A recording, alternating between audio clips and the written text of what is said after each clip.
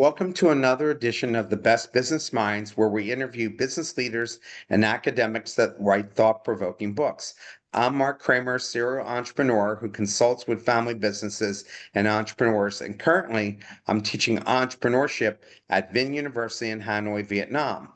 Please welcome our guest, Zontee Hou, author of the book Data-Driven Personalization: How to Use Consumer Insights to Generate Customer Loyalty.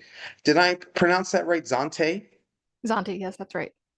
Wonderful. So great to have you here. So let's start off with you giving us your professional background, how you got to where you're at right now. Sure, absolutely. I have been in the marketing space for nearly 20 years now. I went to NYU Stern Business School undergrad for marketing. I did my master's at Columbia University in strategic communications. I've had the pleasure of working both brand side as well as agency side in the marketing space. And about 10 years ago or so, I founded my own small marketing consultancy and agency. We work with mostly medium and large organizations. We work with ARP, we work with SCON, which is in the telecom space. We work with a bunch of consultancies and professional services organizations where we are advising them not only on their strategy, but we are also helping them with the execution of their marketing presence. And over the last 15, 20 years, I've had the pleasure of working with brands ranging from Caesars Entertainment, which is, of course, the big hotel casino group. Bentley Motors was a favorite, Allstate Insurance, Fidelity Investments. And in all of those cases, I'm really helping them to think through what a digital marketing strategy should look like that is really helping them to connect with the right people in their audiences. Along the way, one of the things that I've seen over and over again is that marketers know that they want to target their audience better. They even know what data they need in order to do that. But oftentimes, the marketer did not necessarily own the data almost all of those times. And within organizations, where data sat was actually really fragmented or fractured. And so it made it really difficult to get a really good, clean data set that marketers could work with in order to do their job.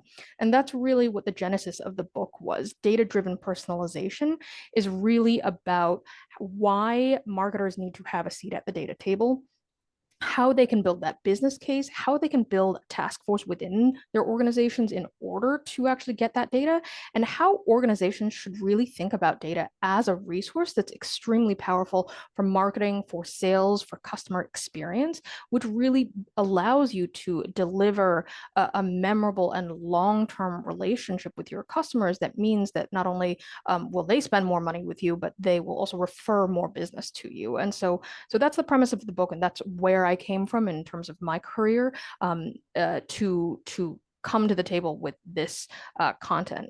The other piece of it is that I taught for many years at the City College of New York as well as at Columbia University. And so I'm bringing a lot of the questions that I was asked by my graduate students into the kind of content that I put in the book. This book is really informed by, making sure that people have that toolkit to actually do something about a lot of these challenges that we face as business leaders and as marketing leaders. Is I'm interviewing all these high school students who want to get into our school. And at one point, I interviewed 18 straight kids who I said, why do you want to come to my school? And what do you want to major in? And it was business analytics, like 18 in a row. Is that still going to be a useful major with AI now? Uh, I love that question. Mark, the answer is yes, but what the nature of the programs will be will probably shift, right? We need to focus more on the strategic questions and connecting the dots. The actual analysis work will become simpler and faster to run. Even now, my team is currently doing some work with a client where we're putting together some audience surveys. And with Gemini, we're able to take all of that data, put it into Google Sheets and run the analysis and the charts faster than we were able to before, because you don't have to have someone manually make sure to put together these data sets. You can actually have the AI help you with some of those steps. It's not perfect, right? But if you know what are the right questions to ask, and then based on the output, you can put together the narrative and understand what, from a strategic point of view, goes together along the customer journey, then you are going to be valuable to an organization.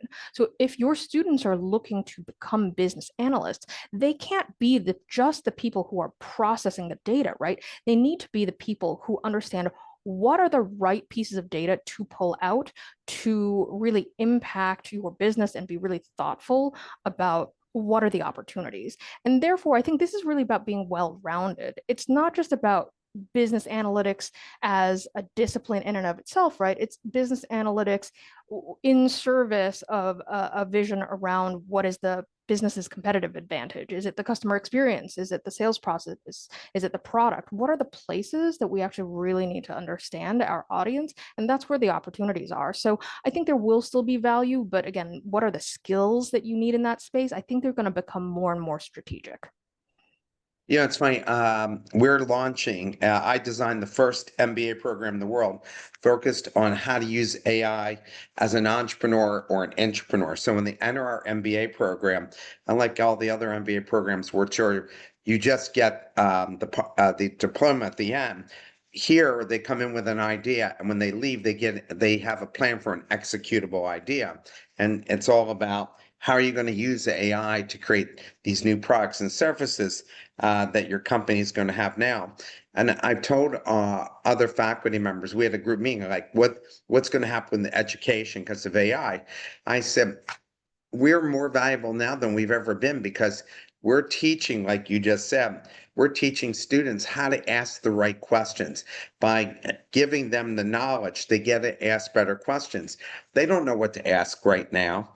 And so they're not getting the full benefit of what AI could do for them. Yeah, I think it's really important to for everybody within any kind of role to really think about AI as a tool that can help you get to the answers faster, but it doesn't mean that you can skip the thinking, right? You have to ask good questions. You have to have a framework for where do you want to get and what do you want to know. And the AI can help you to shortcome some of those things, but we also can't take AI as the end all be all, especially with large language models, unless you are working inside an environment where it's trained on a very specific data set, which of course some people are. You cannot be sure that your AI is giving you real answers, right? So the best case scenario is that AI is helping you to compile information that you have from a trusted source. That's funny. I don't know if you saw in the newspaper, but it was in the New York Times, where the student wants to sue the school because her professor uses AI, and supposedly the professor won't let her use AI. And so she's like, well, then he's not really teaching me anything. But the reality, and he's saying it makes me more efficient as a professor myself. Yeah, we don't let you use AI because we want you to learn how to think on your own and be a creative thinker and develop um, answers to problems because otherwise you won't get hired for a job. So your professor doesn't have to do that, but he has to make sure you know how to do it. And I'm sure, like all schools, that he or she can use AI for research, but when it comes time to formulating your own answer, you can't go and rely on AI or your boss doesn't need you because the boss can go do that. They don't need you to Absolutely. go it. Yeah. Absolutely. It's like a calculator, right? In math Yeah. class, you are not allowed to use a calculator because you're learning the process. But once you know it, of course, you can use a calculator, but you have to understand how does the actual work get done in order to use the tool. So yeah, I absolutely agree with that. I've actually thought a little bit about AI for the classroom, which is that, again, I taught as in graduate students for many years, and I think that for professors, it could be a way to help double check the fairness of their grading, right? You put in the rubric and you run every single student response back against your rubric to make sure that you've actually gotten a fair, non-biased version of grading before or after you do your own grading. And so you have a double check on yourself to make sure that your own biases or honestly your own tiredness from reading 20 essays in a row doesn't come into play. And I think that, in those situations, I think professors can absolutely use it as a tool in their toolbox. But I agree with you. The critical thinking is what you are in school to practice and to do. And there are no shortcuts to that. Yeah, I mean that's where it's all I can think of to myself is if I was an employer, I would not want to hire her because she just seems like she's going to be unreasonable to even have it as an employee. So let's jump into your book. How can small and medium-sized businesses compete with rich data giants like Amazon or Netflix when it comes to delivering personalized experiences? And what role does outhumaning the competition play in this strategy? Yeah, I love that. We actually include a couple of different small business case studies in the book. And I had the pleasure of speaking to folks like Robbie Fitzwater of Marketing Rhythm, who talks about the outhumaning Amazon, who is an agency owner who works in the email and social media space. And one of the things that we talk a lot about is that for a lot of small businesses, again, their competitive advantage is already the kind of unique information and knowledge that they provide, right? You are not necessarily going to go to an Amazon or, quite frankly, even to a Amazon owned Whole Foods to discover new coffees, right? Because there you're not going to get any personal recommendations. They're not going to understand what it is that you need. They're not going to understand the kinds of questions to ask you. Whereas if you go to someone like Methodical Coffee, which is a small business that does a ton of direct to consumer as well as cafe business in South Carolina, you're going to be able to get that information. And they've built a bunch of opportunities for people to somewhat self-serve some of that information or get personalized recommendations from an individual within their store environment. For businesses like that, again, the competitive advantage is what they can offer you in terms of that knowledge. And if they collect that information about you the next time around, right, they can say, Mark, I know that you said that you're not super adventurous in terms of bitterness or, weird flavor notes. You like more of a mild, medium coffee. We have some new ones that we think are going to be in your flavor profile. And we think that, based on the things that you've bought before, you should do this kind of a sampler. That's actually something that even a small business can actually automate through email and aggregating your segments, right? But they have to collect that information about you, your flavor profile, your taste, and the things that you've bought before in order to be able to do that at scale. A small business can already take advantage of some of that information because, again, some of the tools, many of the tools, in fact, that are available to small businesses actually already allow that kind of functionality. Those are the opportunities for us to build loyalty. And in fact, if you think about this, it's not really a small business strategy. It is actually the same kind of a strategy that brands like Hermes or Chanel are using in their stores, right? It's that high touch, really personalized recommendations that get you back because they go, oh, hey, I think that you'd be interested in this other thing based on the things we know about you. If you want to pop by, we'd love to give you that experience. But again, they can do it at scale for the same reason that the small businesses can do it at scale, which is that they collect the information and they empower their people to do something about that information. That is essentially what I'm recommending to you. It is also a growth strategy because, again, this is not, your individual person. Like a lot of us, we have a favorite coffee shop in our neighborhood or a favorite, tea shop. You pop in, your barista knows your order, but that lives all inside that individual person's head. If that person leaves, now that business has no record or relationship with you, the person who comes in every day. If I lost my barista and I went in and they don't know my order, I have to start over, and that feels frustrating, right? But when we put this information into a data set that then everybody within your organization can access, and again, we can actually automate or build experiences around that from a marketing perspective, it means that you get more legacy with those people, right? And I think that's the opportunity that we're really talking about. Again, big companies can already do this, and some of them do it better than others. Honestly, I don't think Amazon does the best job of it, but they have the biggest opportunity, right? I think Netflix does a pretty good job of this. But again, there are many smaller, high touch organizations that can do this. And it's not just on the B2C side. On the B2B side, where the deals are very large and the length of the sales cycle is very long, there's even more reason to have a really personalized, really good experience for the customer because you're building that trust. And you're not wasting the customer's time. Do you remember when people, now I'm much older than you, I'm 64, but people used to buy businesses and keep the owner around because of exactly that knowledge that they had. But now, because of data, when you sell the business, they don't actually need you anymore to stay around for that business. If it's like kind of a data-driven business, remembering what coffee you like and that type of thing, because it's already in the system for the new people to go and know when that person comes in, right? So, Yeah, that's true. But I think that one part of the knowledge that is also really needed, and it goes back to what we were talking about before, is also the strategic thinking around it. If you are going yes. to grow a business, I think you have to be finding and keeping people who are going to help you really be thoughtful about how to use that information. And sometimes organizations have really rich data. I've worked with some very big corporations. They have a ton of information.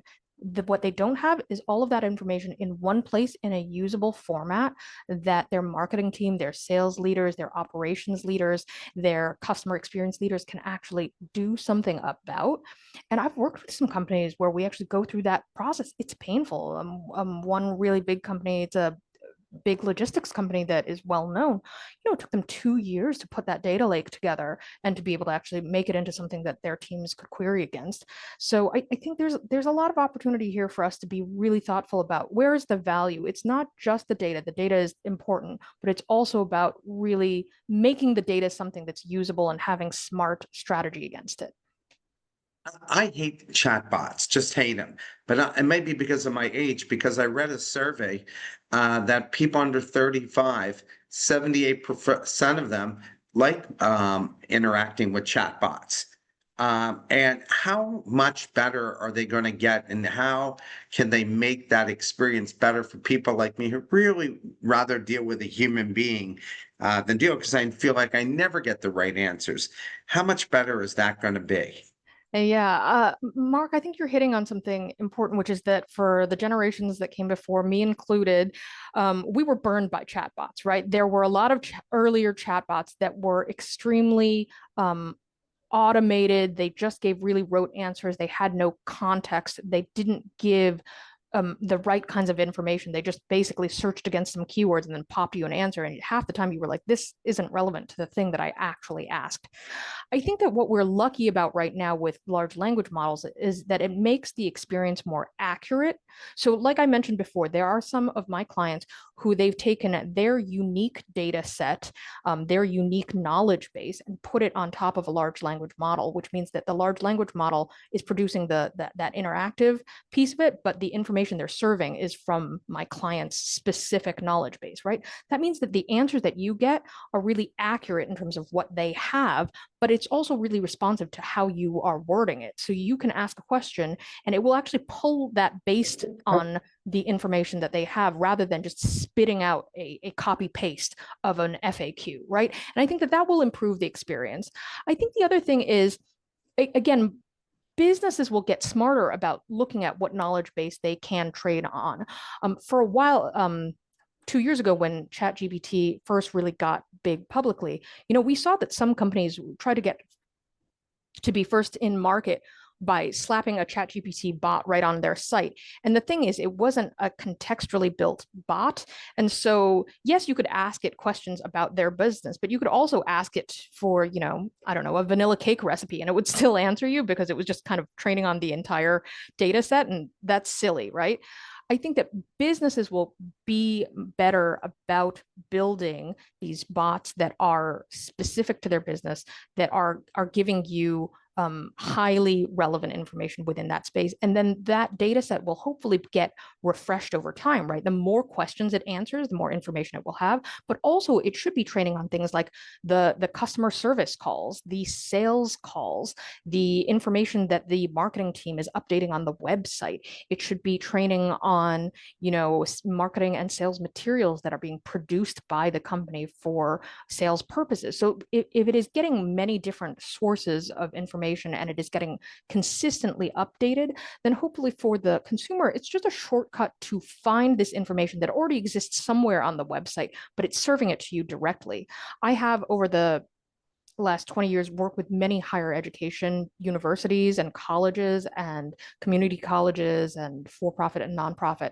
And this is something that I've been talking to them about for the last 2 years, that I think most universities have websites where it's very difficult to get information about your courses in the same place as your, calendar, in the same place as your administrative information. They're in 20 different places because they're built by a bunch of different departments, right? And I think a chatbot is a great opportunity for universities to give a much more tailored and easier to use experience for all of the different constituencies that they serve. So I think we're going to see more and more of that over the years. Yeah, I think they have to also bring them alive with human voices that are interesting, that don't sound robotic, and characters related to the school, like the school's mascot or something Yeah, along love those that. lines. In chapter one, according to a survey findings, what are the key barriers preventing marketers from fully leveraging customer data, and how can organizations begin to shift toward a more data-driven culture? Yeah, I mean, of course, there are a couple of different barriers that are big challenges for people. I think first of all, there's a mindset challenge, and within organizations, um, where they don't have enough resources actually dedicated to the data itself. Like I mentioned before, marketing generally doesn't own the data, but IT doesn't really see it as a resource, right? They just see it as information that they have to take care of. And then sales owns part of the data, but they don't own the latter half of that relationship, right? That becomes customer service or customer experience, or account management. So I think that there are a lot of organizations where there's not the let's say mental capacity to figure out, okay, how do we actually turn this into one shared resource that is then serving all of these different departments, and then how do we operationalize that? In the book, I talk about how marketers, because we surveyed both consumers as well as marketers for the book, marketers actually mostly understand that this is an opportunity for a competitive advantage, that data would actually serve them and help them to make their jobs better and to actually allow their companies to be more successful. The vast majority of marketers agreed with that, and I think something like 4/5 of them strongly agreed with it.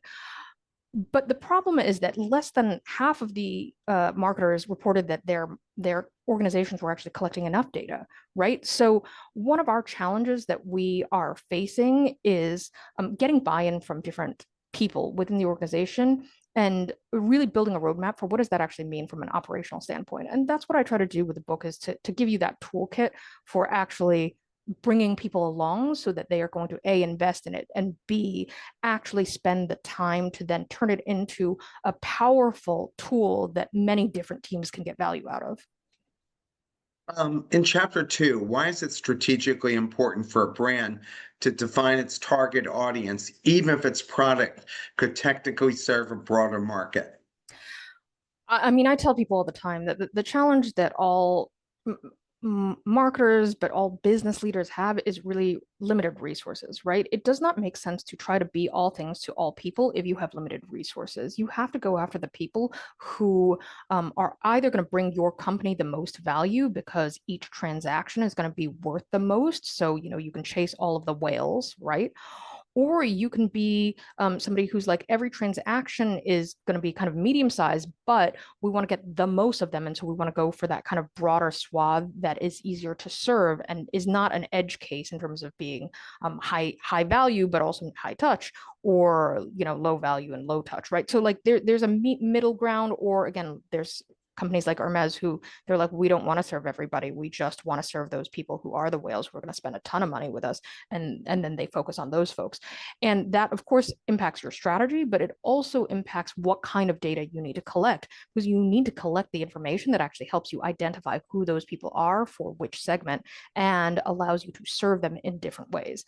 I gave the coffee example before. Again, they are going for that like kind of broader person. They don't necessarily want a ton of people who are super specialized, and they are, the pour over snobs who have 12 different setups for coffee, who want, to know the exact farm that this particular product comes Yeah. from. They have some of those products, and that's a small part of their product portfolio and a small part of their marketing, but they're going for a lot of people who are like, hey, I want to get more knowledgeable, I want to know a bit more, I want to be more connected, but what I want is to do that in an easier way. And then they're producing their marketing messaging, their product development, their ongoing servicing, and their data set towards those people to really capture those people's needs. So I think this is really about making sure that you're not wasting time and energy as a business leader, but really thinking more broadly about, where you can find success most quickly. Uh, in chapter two, Mars Pet Care focused on new pet parents as a key audience segment. What criteria made this group's right customer segment for the marketing efforts, and how did they balance data collection with providing meaningful value? How might a small business apply a similar strategy when defining and reaching its ideal audience? Yeah, so with the Mars pet care example, what they found was that it was really important for them to reach people at the time that they were looking for a new veterinary provider. This was a moment of change. And that's something that we actually see is a really great opportunity for a lot of different kinds of business categories. The moment of change is when people who were brand loyal might consider something different, right? So they recognized that if they built a tool that allowed people to find veterinary care in their own area more easily, it was also an opportunity for them to capture those people's information. And the information that they were able to capture was, of course, well, what is your pet, right? How old are they? What kind of breed are they? What are their needs? And this is a moment when these people, they want information, right? Who are the best veterinary providers in my area? And they're therefore willing to give the company information of their own, right? Because ultimately, this is always a give to get, right? Your company has to give something to your audience in the moment that you collect data from them, so that they feel like it's worth it to share that information from, right?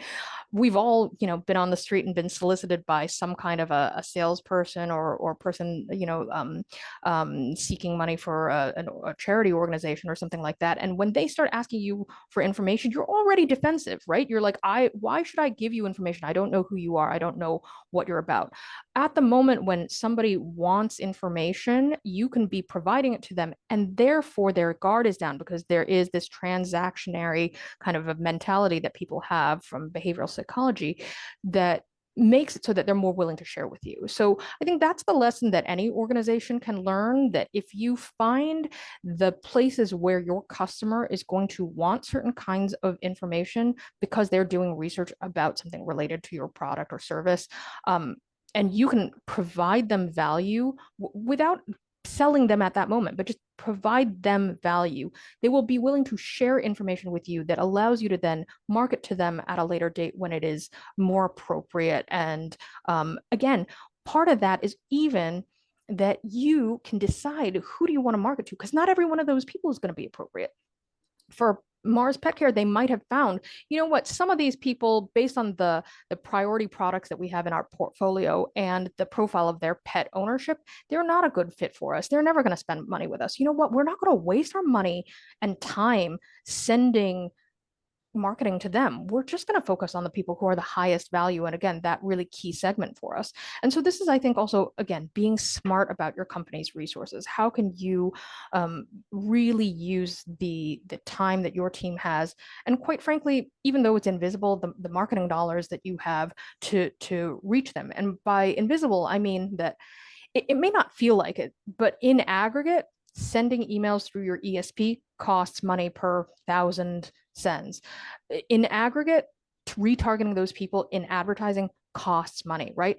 Don't go after the people who are not likely to convert or not of high value to you. Focus on the people who are likely to be a good customer and fit your customer profile well. That's the place you should start. And then you can always move outwards later once you've developed your marketing further.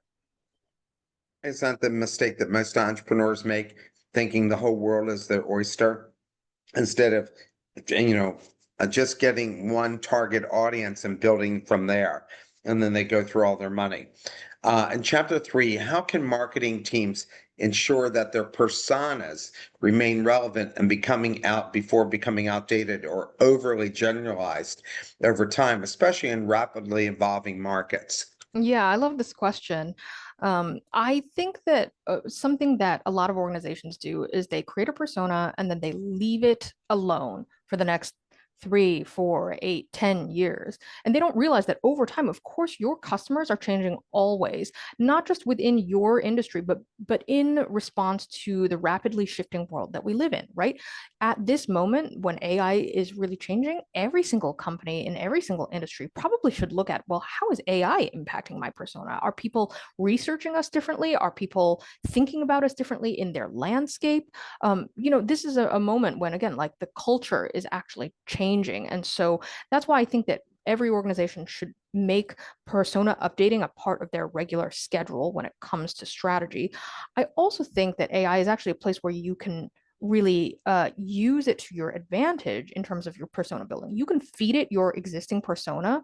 You can feed it new data and say, okay, based on this new data, that whether that be research that you've conducted on your audience, whether that's, information about different behaviors, sales, product preferences, et cetera, within your organization, you can put that into AI and say, update my persona based on this new information. And it can actually help you to revise, and you can react to that and say, well, is this true or not? And what is the best fit for my organization? So I think that there's a huge opportunity here for us as business leaders to really think through how quickly we can actually iterate upon our personas. Given the wide range of VOC data sources you mentioned, what strategies do you recommend for small organizations with limited resources to prioritize and effectively use VOC or VOC data in their marketing planning? Yeah, I mean, again, AI is probably going to be a tool that helps with a lot of folks. You can put a lot of your VOC data into a large language model. Something that I would recommend, for instance, is from Google. It's called Notebook LM. It's basically a closed environment in which you can put many different kinds of information. That's everything from spreadsheets and PDFs and written documents all in one place, and then query against it. So basically ask it to tell you about what's inside of this information set, right? So you could put in customer testimonials, customer complaints, frequently asked questions, data from your social media, emails that you think are really relevant to the kinds of experiences that your customers have, and ask it, what are the top concerns that our customers have? What are the things that the customers like and compliment the most about our services? What are their pain points? And that's an opportunity. You can also use open AI tools like ChatGPT or Claude, et cetera, Gemini, um, almost as a source of, let's call it synthetic data, right? Because they actually crawl as much information as they can find. They are in aggregate essentially telling you what are the most common responses to certain kinds of questions. So you can go there and ask, what are the what are the top questions that people are asking about my product or service?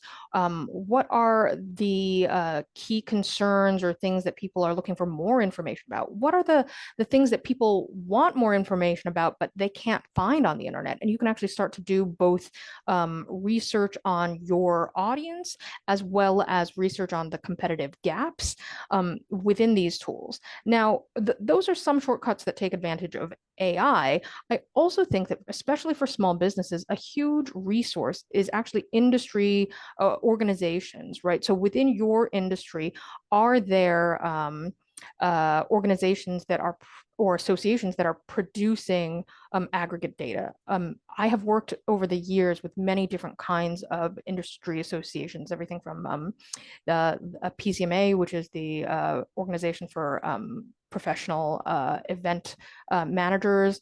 I've worked with the American Gaming Association and many others. And most of those organizations are actually producing some kind of research on their industry that really helps them to inform their members, and also talk a little bit more broadly about trends that they can then, use for media, right? So those are great sources of data that you can also pull in and use as part of the information that helps to inform you as a small business leader. You mentioned in chapter 4 that AI generated personas should be treated as a hypothesis rather than final versions. Yeah. What are the best indicators that a persona generated by AI or third-party research is ready to be tested with live customers?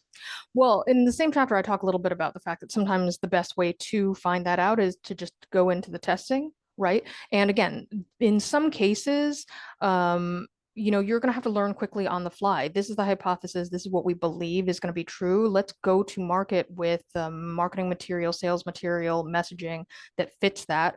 Let's see how it does in the real world, and then let's adjust based on that feedback. Because until you have your own data to fit feedback into the persona, you can't necessarily make changes to it, right? And at some point, as small business leaders, as entrepreneurs, we have to pull the trigger.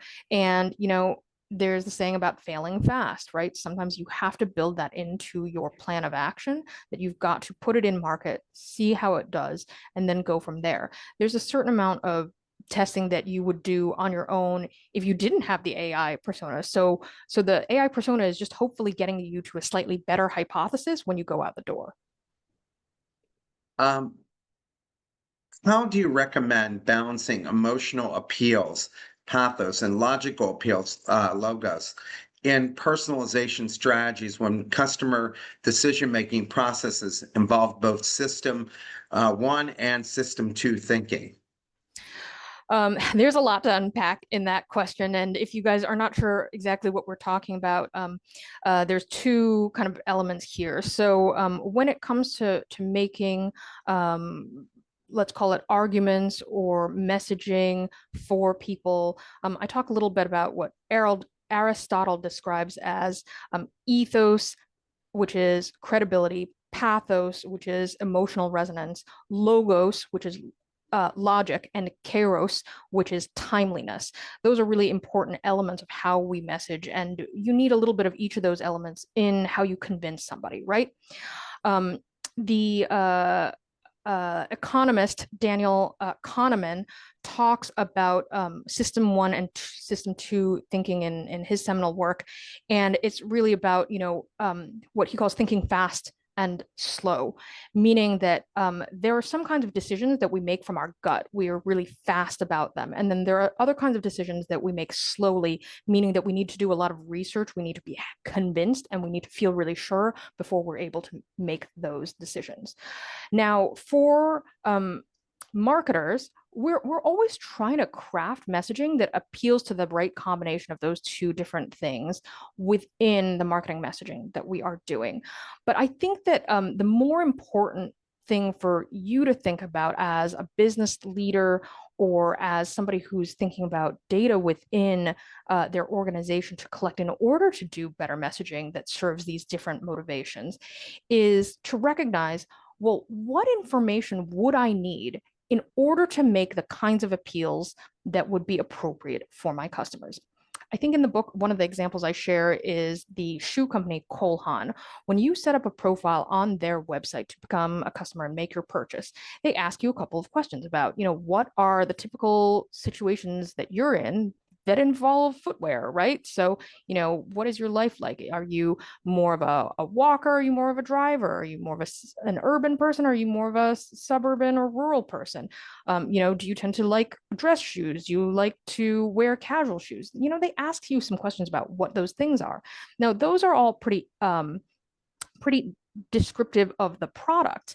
But there are some organizations that are also at the same time collecting survey data about your emotional needs, right? They are asking you about the way you feel about different things, or they're collecting that information indirectly by observing what kinds of content or advertising you are actually interacting with. And they're conducting tests against you all the time to kind of say, okay, this is a person who really loves the ads. They always click on our ads that feature stories. They're much more of an emotional appeal person. Or this is a person who always clicks on the messaging that we send that has to do with sales, and they're much more of a value-driven person.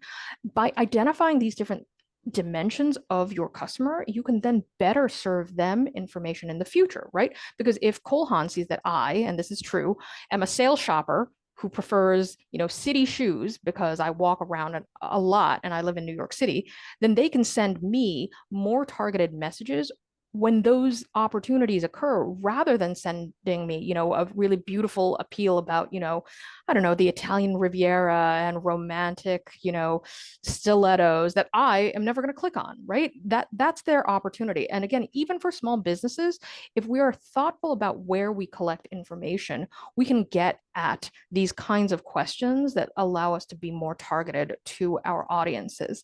I'm not asking you to collect everything about everybody. I am asking you to think through what is the information that is going to allow you to be a more thoughtful communicator to your key target audiences. What information would really make the difference, whether it's, again, in a B2B organization, whether it's your sales team making better connections, or if you're in a B2C team, really that marketing piece of where they are experiencing your brand. We can be really thoughtful if we collect this kind of information. How much more accurate is this information making marketing spend more efficient, right? Because always the big complaint is, how do we really measure marketing? It's easy if we're giving a 50% discount and now everybody uses that 50%, but a lot of the marketing isn't driven toward that. So how are they measuring whether this is making it Yeah. way more efficient and is worth the investment? Yeah, I mean that's the goal, right? That's the dream. That if you have this information and you are using it correctly or at least effectively, then what you should see is that your click-through rates or your conversion rates go up, and your efficiency of spend goes up, your return on ad spend, and your overall, let's say bounce rates and things like that go down, right? This is actually one of the reasons that in the book I talk a little bit about building your dashboard for measuring efficacy and just overall effectiveness of your campaigns. And one of those things is benchmarking, right? Where are we today? What are we doing? How can we improve upon that? Every one of us has those numbers available to us. We know where we are today. We know what our goals could be if we are more effective. So it's pretty simple to say, are we improving upon those things? Now, am I saying that you're going to get the exact results of somebody else that's featured in the book? Absolutely not, because every organization looks different, and I don't know what data you're about to collect and what systems you're about to put into place. But I do think that you can put that out there and say, this is where we are today. We know we want to improve that. We want to be twice as efficient with our ad spend. And we think that if we put the right data so that we can target people more, let's say, relevantly, more impactfully in the right channels, then we should be able to reach those numbers. How could we get there? And again, some of the organizations that I talked to within the book, they have already achieved incredible improvements because they've put in these kinds of systems, because they recognize that this is a need. And if you're interested in the case studies of the book, as well as many others, you can actually find, we have a podcast called Data Driven Decisions, that it was a limited mini series that we did last year. So you can listen to all of those episodes on convinceandconvert.com, and you can hear some of those stories that I am talking about. And so if that's something that really resonates with you, like, please do check that out. I think that it's important to, um, you know, see it in action. Sometimes that helps you to make a stronger case within your own organization. How do data lakes and data warehouses and data marts differ in their structure and purpose, and why might an organization choose to use a combination of these data systems? I never even knew what a data lake was until I read your book. Oh, yeah. I mean, I think that this is not super important to anyone from a kind of broad business perspective to like be really well versed in the technicalities, unless this is your specific space.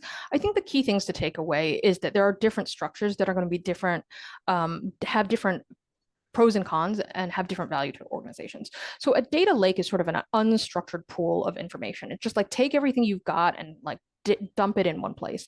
A data warehouse is structured. So you go in with a hypothesis of, we think that the cross tab kind of experience should look like this. Essentially, a database of any sort, right? You might remember from your statistics class in college, right? Is a whole bunch of information that you can pivot table into different structures. So within a data warehouse, you're kind of defining upfront, these are the kinds of information we want to go into this space, because we know that we want it to be able to be output in different ways. And then a data mart is essentially a subset of a data warehouse. It's the, let's say, the marketing specific incidents of a warehouse. It is the operations specific incidents. And that's designed to, again, use that data in a specific way for that team so that they can get at certain information more clearly. For most organizations, it's not necessarily going to be as complicated, because you're really starting from scratch. So my, let's call it best case scenario for most, especially smaller businesses or new, entrepreneurial ventures, is start with a data warehouse, which again is structured, because then you have the ability to kind of say, okay, ideally we would want to have all of this information about our clients and customers, and then you start collecting against that, right? Yes, you need their name and their email address, maybe you need their address, maybe you need their region if you have a regional business, maybe you need their preferences, maybe you need their emotional states, maybe you need, again, their attitudes in certain kinds of categories. Whatever that information is that you think you're going to need in order to make those decisions, you can kind of figure out that structure up front, and then again start to go out and seek out that information. Now, again, for an organization that, say, already has 20 years of data that exists kind of in a free-form way, you sort of have the beginnings of data lake. You need to figure out how to dump it in one place and unify it so that it's actually usable. And that's really what's at hand. Um, how do you recommend balancing the complexity and detail in customer journey maps with the need for simplicity and usability across diverse teams, especially in large organizations? Yeah, I mean, I think that that's a really big question. So when it comes to customer journey maps, what we're really trying to do is illustrate how our customers make decisions from discovery all the way through to the actual purchase decision, and then hopefully to loyalty or referral, right? Um, the goal should be that the map is detailed enough so that it provides real information that your team can do planning against. But as you said, it should not be overwhelming, and it should be accurate. So I don't like when people, and this is true for personas as well, I don't like when within organizations people put detail for the sake of detail, describing, that somebody likes I don't know, like some flowers is not relevant if you're an organization that doesn't sell something that's floral or perfume related, right? It is more important to put the information that your team is going to find most usable. So, what are the places that they do research? Who impacts their decisions? How long do they need in order to make those decisions? What channels do they spend their time and energy? What kinds of questions do they have?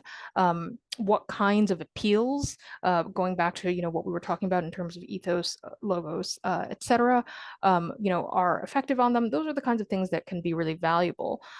Ultimately, most organizations will find that if you can do this in a way that let's call it a really large poster, that's usually pretty usable to a team because it kind of visualizes like what are all the component parts. But I have a good friend, Jean Bliss, whose books are all about customer experience, and she's really the godmother of customer experience. She talks about some of her clients who, they have an entire room full of these charts because they are more complex and they do want their teams to be able to use those for planning. And so, there's different ways to approach it. But I think keep in mind what it is that your teams will need in order to make good strategic decisions. How do you recommend balancing the use of AI generated content personalization with maintaining authentic human storytelling that truly connects with customers on an emotional level? Yeah, this is a great question. I think that of course, whatever business you are in, you want to demonstrate how people are truly using your product or service. You need to capture those stories. You need to share those stories.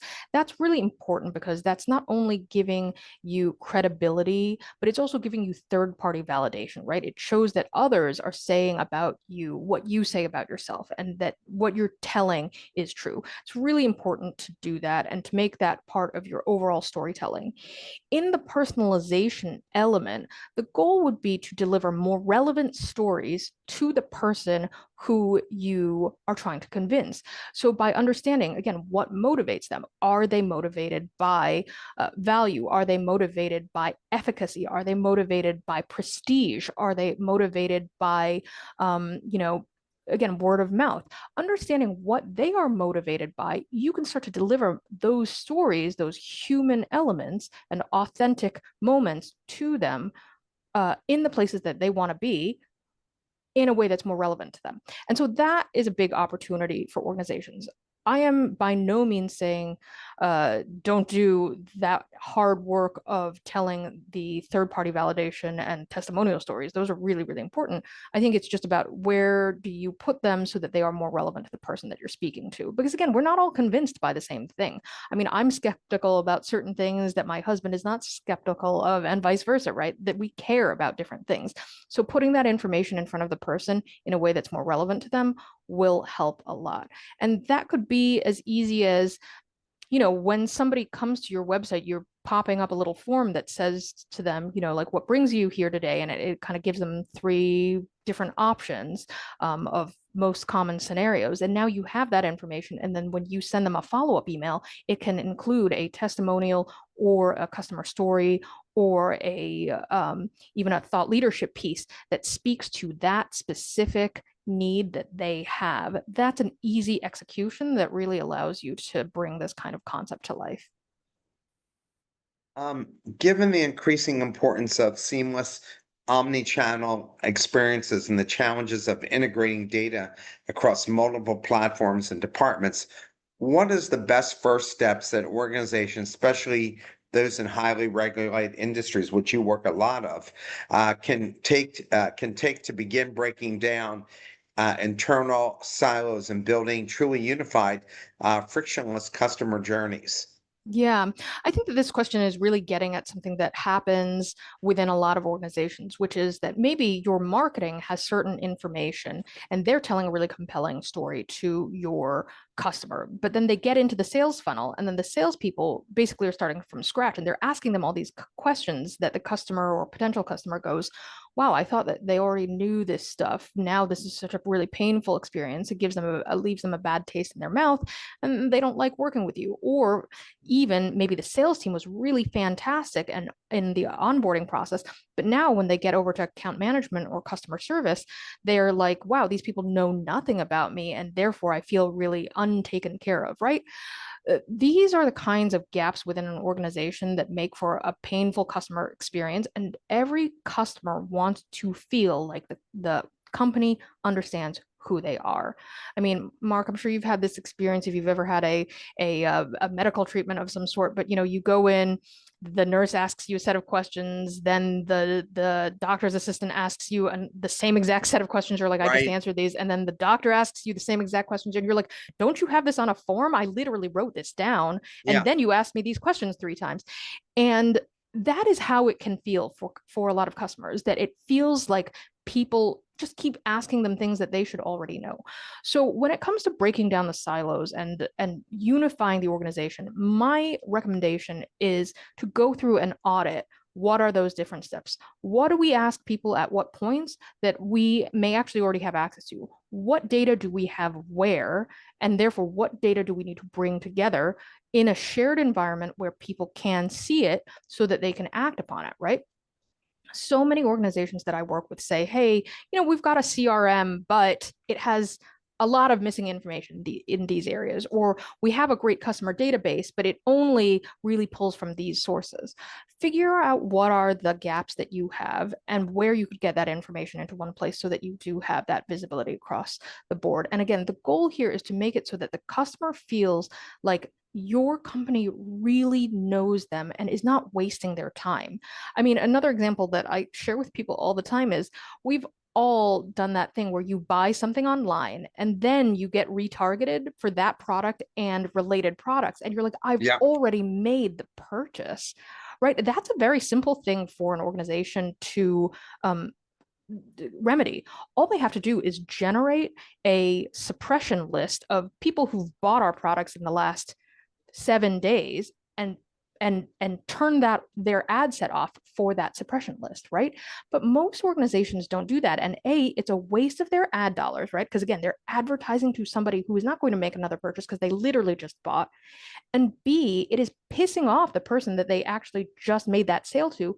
And that could be a person that is a loyal customer in the future. What I would rather see happen, if you really want to spend dollars building loyalty for people who've just spent money with you, right, is to do an ad set that's actually aimed at them that says, hey, thanks so much for buying. This is how you could review our product or service. This is how you could refer our product or service to someone else. This is how you could join our loyalty program, something that then builds your relationship with them. Those ad dollars would be better deployed in those ways because now you're adding value to that relationship with your customer. And those are the things that I think that most organizations are actually wasting. Without naming a customer, I'm just curious, what things have surprised you that you never expected and was really an eye opener for your client based on the kind of work that you've done, that you Oh, do? I mean, that's a tough one. I think that what has surprised me is which organizations have the best data and which ones have the worst. Some of my clients who are very sophisticated, very large organizations, again, have a lot of data, but they've just never done this work of unifying. And therefore, they actually are the least responsive. And I'm talking about really huge multi-billion dollar companies Yeah. where they just they are so siloed. They tell me these are our problems. I'm like, wow, you guys have never just thought to bring these things together. And they're like, it would be too painful, so we've never bothered. And you're like, well, that's why you have all these problems, right? It's not an easy fix, but it is an obvious fix, right? And that is something that often surprises me. And my favorite things to see is with those kind of smaller businesses, those medium businesses where they're really on a growth path and therefore they're more experimental and they are doing an interesting job of collecting information that other people have not thought to collect. And just asking a couple of really simple questions can often put you on the path of being more personalized and more relevant than the next player. It's not hard to win people's loyalty when they feel like you get their problems in a way that other people don't. Where do you see AI related to what you do? What new I guess, new services or improvements are going to happen. And I'm not going to say in 5 years because things move just so quickly, but like in the next year or two. Yeah, I think that what we're starting to see is the first wave of companies kind of getting more mature with how they actually implement within their organization. And the thing that I'm excited about is more agentic work, right? So actually building kind of an AI agent, like a little program that basically does the work on its own based on parameters that you've given it. And we're going to start seeing more companies kind of understand like what does that independent agent look like? And there's going to be more folks who are doing that kind of um, work within their organizations that will make their teams more efficient. I tell people all the time that right now, the work that is going to go away is the work that is rote. That kind of stuff the AI models can do pretty well, or they will learn how to essentially imitate a human being and do this process work, right? So, data entry, repetitive work, things like this, it's going to be able to do. Therefore, it's going to free up bandwidth within organizations to do that next level up, which is to identify all of those things that could be agents. And then um, people will spend more time essentially being managers of a whole team of little AI agents. And I think that that's the shift that's going to happen within a lot of different organizations. And my friend Andy Crestadina, who's really a thought leader in this space, he's a great resource if that's something that you're interested in learning more about. He does a really great job of talking about what are some of those opportunities for AI maturity. Santi, you can't believe it. An hour's gone by. And I really enjoyed, and I think we're all got a lot of knowledge from you. And I really recommend the book. I think it's a terrific book. Even if you're not an expert, you put it at a level that everybody can understand. So I thank you for taking the time to speak with us. And we look forward that maybe you'll write another book and we can have you back again. And thanks so much for having me, Mark. This has been so much fun. My pleasure. Everyone, have a wonderful weekend, and we'll see you all next week. Take care.